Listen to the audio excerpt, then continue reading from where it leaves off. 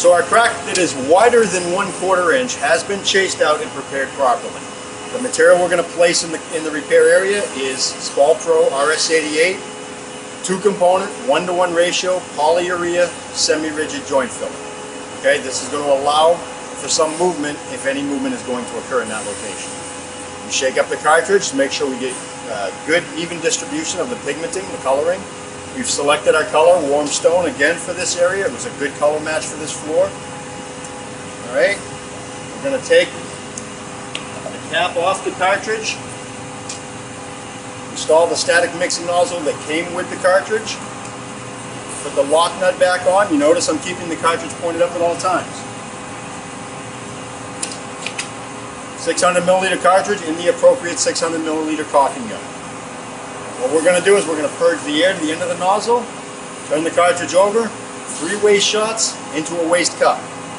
This eliminates air from the cartridge and ensures that we're on ratio. 1, 2, 3. Once I've turned the cartridge down, I'm going to leave the cartridge pointed down. We're going to slightly overfill our repair area. Allow the material to cure fully, and then use a floor razor scraper to shave off the overfilled material.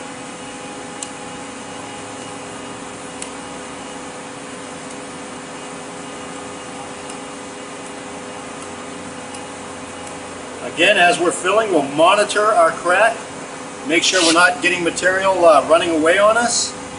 If it does run away, it'll only run away for a short time, and we can retop it while it's still tacky.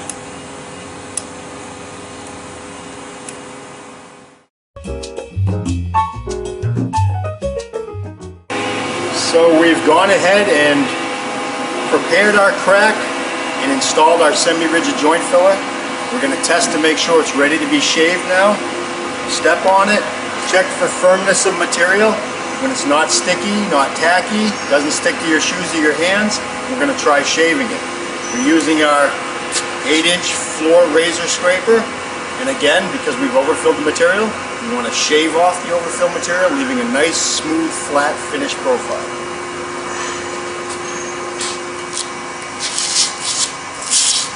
Shave a foot or two, and we'll come, turn our head away, rub our hand over the repair location.